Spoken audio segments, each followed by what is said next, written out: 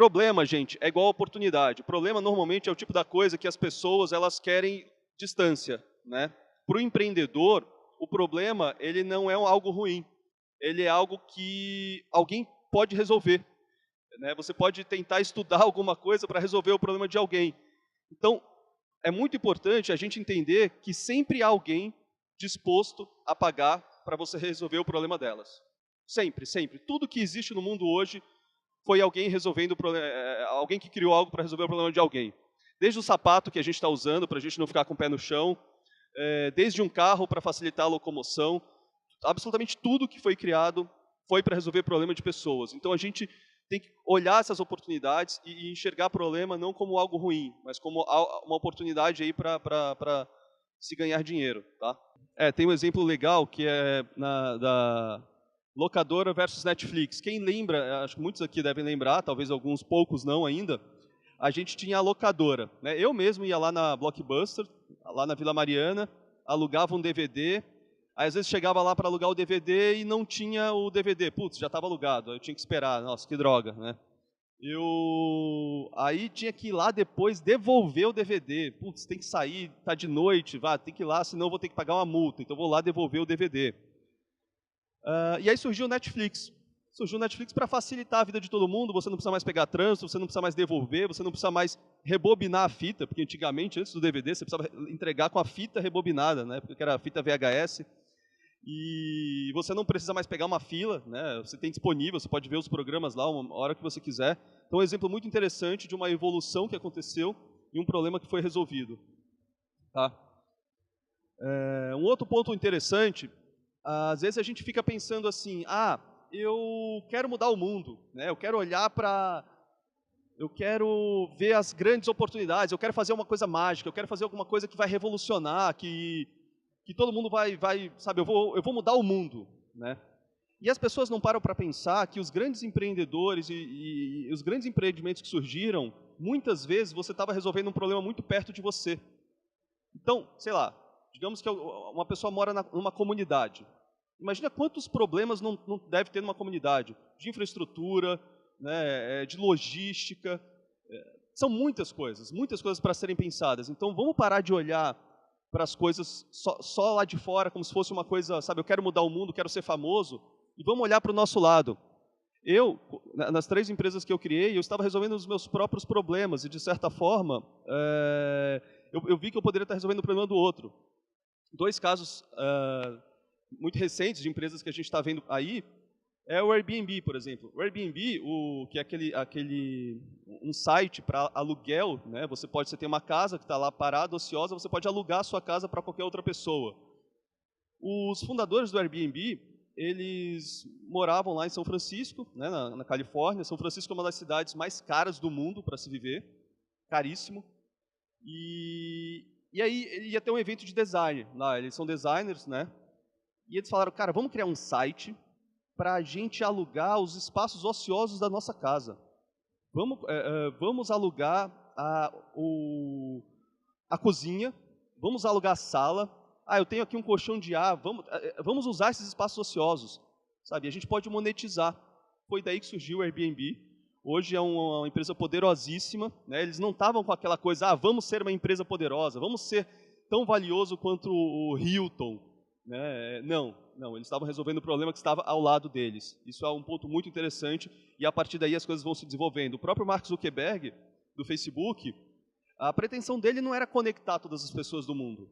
Ele não pretendia isso. Isso aconteceu assim, existiu o fator, né, estar no lugar certo, na hora certa, com as pessoas certas, e a coisa foi tomando uma proporção muito grande. Estar em Stanford também favoreceu muito também. Mas muitas pessoas não sabem que o Zuckerberg hackeou o sistema da Stanford para pegar as fotos das meninas bonitas da universidade e começou assim, chamava Face Mesh, alguma coisa assim, antes de se chamar Facebook, para fazer uns comparativos das meninas mais atraentes. Então ele foi a forma que ele encontrou de se aproximar desse círculo social mais cool da universidade, né? E hoje a gente tem o Facebook, que é, cara, a potência que todo mundo conhece, né, que está todo mundo conectado. Então, para a gente ficar de olho nisso, gente, às vezes o problema está mais perto da gente do que a gente imagina e a gente está olhando para as coisas muito distantes, tá? Um outro ponto que para mim funcionou muito bem, eu não sou um cara nerd, tá? Por mais que eu sou um cara meio que gosto muito de tecnologia e tal, mas eu não me acho um cara nerd, aquele cara de pô, RPG, e esse era o meu público. O meu público era um cara muito diferentão, assim, era um cara de preto, sobretudo, antissocial, e era esse cara que eu estava atendendo na minha loja virtual.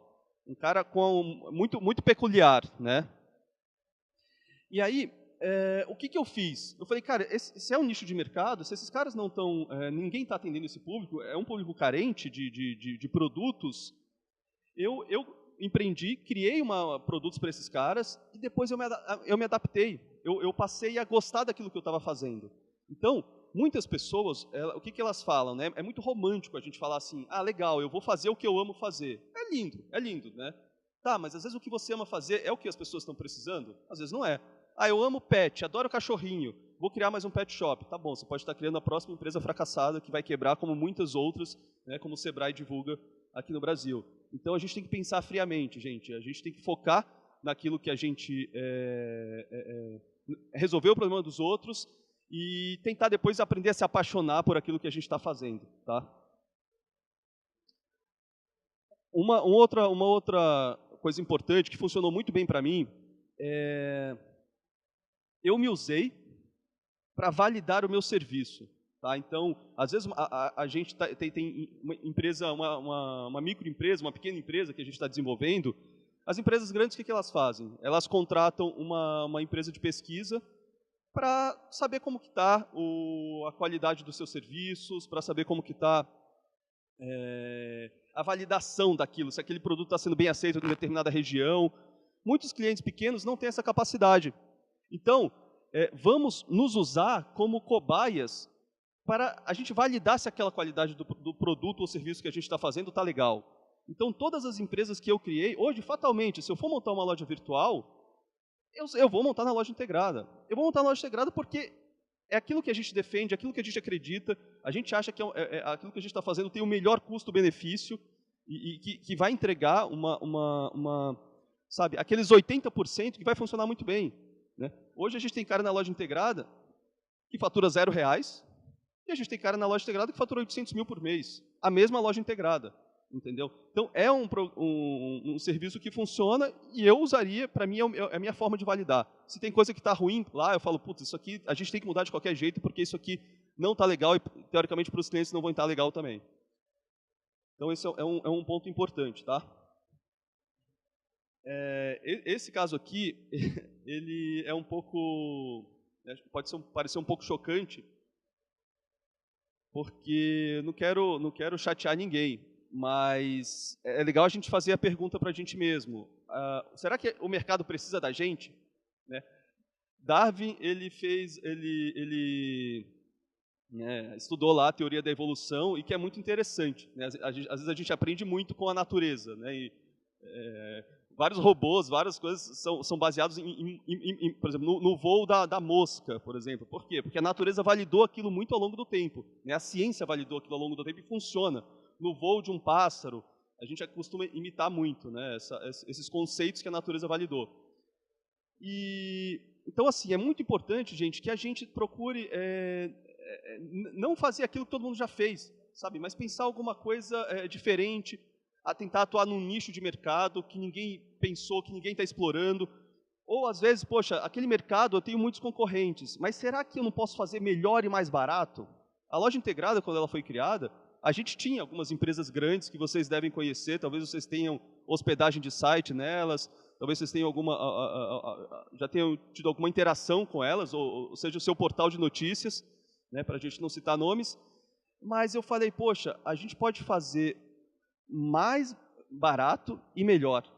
E aí a gente conseguiu entrar no mercado e hoje ser a plataforma de e-commerce mais popular do Brasil, já tendo criado mais de 280 mil lojas em menos de 3 anos. Então, pensem nisso, gente.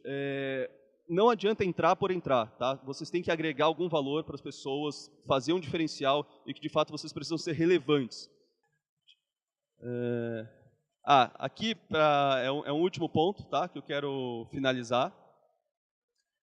Eu quero contar uma história para mim que aconteceu recentemente, cerca de uma semana, onde eu tenho um conhecido que é americano. E aí esse cara está aqui desde outubro do ano passado, né? Está há poucos meses aqui no Brasil.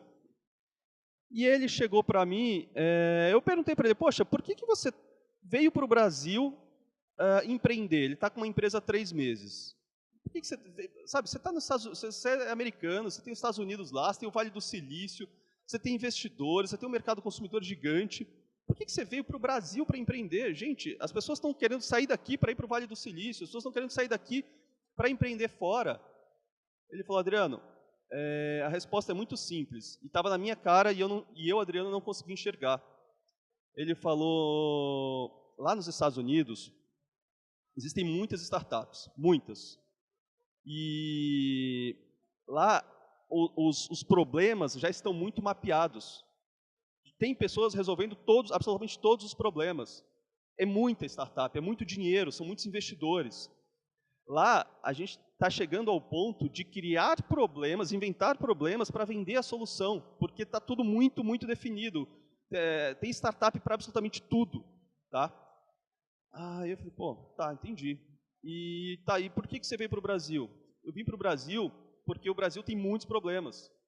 É um país, então, de muitas oportunidades. É um país que tem muito a ser resolvido. E aquilo mudou assim, a minha forma de pensar de uma maneira muito, muito interessante. Eu falei, puxa vida, então a gente está num lugar muito propício para aproveitar. Sabe? A gente tem que aproveitar esse momento. Isso está ao nosso favor. A gente não precisa sair do Brasil para querer resolver o problema dos outros. A gente pode resolver o nosso próprio problema, o problema que está do nosso lado. Então, gente, vamos aproveitar essas oportunidades. A coisa está ao nosso favor, sabe? A gente tem muita coisa aqui que precisa ser resolvida e isso é uma grande oportunidade para todo mundo que quer montar uma empresa, que quer se desenvolver ou que já tem empresa, né? E pode ter esse mindset, sabe? Às vezes eu vejo muita empresa que está muito preocupada, eu quero exportar, né? A loja integrada não tem ainda para mandar para fora. Cara, mas tem um mercado gigante. A gente é um país gigantesco, com mais de 200 milhões de pessoas. Sabe? Vamos aproveitar isso. Vamos aproveitar isso. Para concluir o meu bate-papo aqui com vocês, eu quero só apresentar alguns casos de lojas virtuais que estão explorando esse mercado e resolvendo o problema de pessoas. Tá? Eu acho que, de alguma forma, se isso puder ser válido para vocês, inspirar vocês e fazer vocês refletirem a respeito. Iniciando aqui pela Tânia, né, que é um caso muito interessante. Ela tem uma loja virtual de nicho, focado para vender sapatos femininos de número 33 e 34. E aí ela fala assim, sempre acreditei em e-commerce de nicho. No momento em que decidi empreender, fez todo sentido buscar um modelo de nicho aliado a uma demanda reprimida que eu tinha certeza da existência. Somos 5 milhões de mulheres que usam 33 e 34 no Brasil. Olha que interessante, gente. A Tânia estava resolvendo o próprio problema. E com isso ela passou a resolver também o problema de um monte de mulheres no Brasil que tinham essa dificuldade. Tá? Um outro caso é o Gabriel, da loja virtual Meu Game Usado. Ele é um cara muito bacana também. Esse Meu Game Usado ele deve estar entre os top 10 da loja integrada. Então, se a gente está falando de milhares de lojistas, esse cara está nos que mais vendem. E ele fala o seguinte, para as lojas físicas, o impacto da crise foi assustador. Gamer que é gamer não deixa de comprar o jogo que ele tanto espera. Ele vai pesquisar o preço mais do que nunca. E aí que saímos na frente da concorrência nesse mercado já saturado. Interessante, porque o gamer ele tem paixão. Ele vai comprar de todo jeito, sabe? Ele vai, às vezes, deixar de ir no restaurante lá com a namorada para juntar mais o dinheirinho e garantir o jogo. Então, ele conectou. Ele está resolvendo o problema das pessoas que já jogaram aquele jogo, que já zeraram, ou que já não enjoaram, não estão mais interessados, às pessoas que estão querendo comprar. Ele está conectando, ele está fazendo esse link entre esses dois públicos. E, com isso, está assim, vendendo muito. Tá? Esse caso é fantástico também. Loja Empoeirados. Eu gostei muito da fala do do Luciano e do Leandro, que eles falaram o seguinte: o nosso foco é ensinar a pessoa a fazer uma coisa legal e, consequentemente, ela vai comprar a ferramenta. E o Leandro ele falou: nós damos uma utilidade para a ferramenta.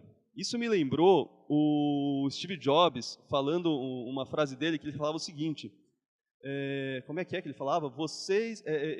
As pessoas não sabem ainda que elas precisam até que você mostre a elas, sabe? Então, os caras eles têm lá um monte de ferramentas super complexas. Se a gente olhar aquilo, a gente fala: meu Deus, para que serve isso? E eles dão uma utilidade, eles mostram, eles ensinam com vídeos muito legais no YouTube. E o cara fala: pô, para eu fazer esse determinado produto de madeira aqui, o público são marceneiros de hobbyista mesmo, né? Não necessariamente profissionais, eu vou precisar daquela ferramenta, então eu vou adquirir. Então eles mostram a necessidade, não simplesmente vendem. E eles são muito engraçados, os vídeos dele, é bem criativo. Esse é um outro caso também bem interessante, tá? Que chama To Go Bag. Esses caras se especializaram em bolsas, em malas para fitness, né? Fitness tá na moda, as pessoas estão todas, né, se preocupando mais com a nutrição, com a saúde.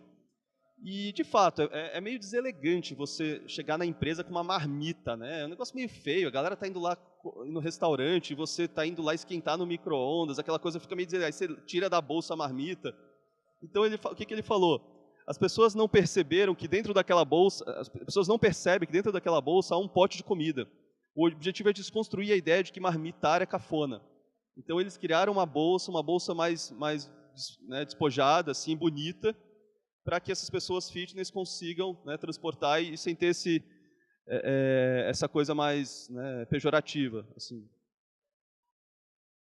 E, por último, tá, a Laís Moraes, que é de uma loja virtual chamada VegPet. Ela está explorando um nicho de mercado muito crescente atualmente, que é de pessoas vegetarianas, né, que não compactuam em matar os animais e para consumo de carne.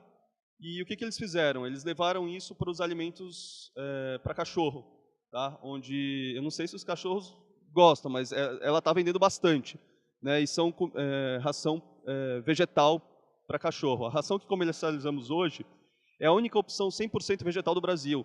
E agora pretendemos levá-la também para o consumidor offline em um futuro próximo. Esse é mais um caso de empreendedora que focou no nicho e está resolvendo o problema de pessoas próximas dela, possivelmente porque são pessoas também vegetarianas. E aí fica aí a mensagem para a gente se inspirar, para a gente conhecer essas histórias empreendedoras e pensar naquilo do que a gente está fazendo e como a gente está fazendo. Tá bom? Essa era a minha mensagem para passar para vocês hoje e espero que tenha contribuído aí com os insights para futuras reflexões. Obrigado.